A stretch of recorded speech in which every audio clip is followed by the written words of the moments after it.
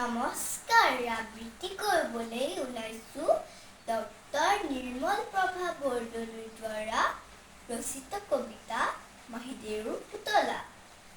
আমাৰ ওচৰতে মাহীদেউৰ ঘৰ।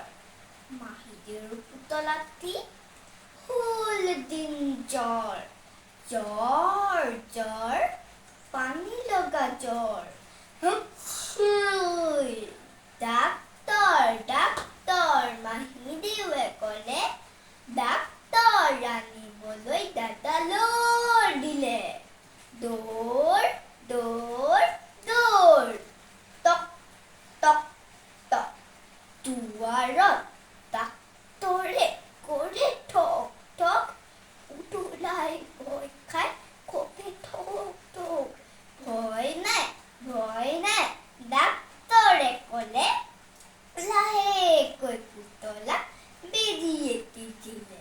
আইঐ দৰৱ খালে, গাখীৰ খালে, জ্বৰ ভাল হ'ল। হাঁহি হাঁহি পুতলাই খেলিবলৈ গ'ল। ধন্যবাদ।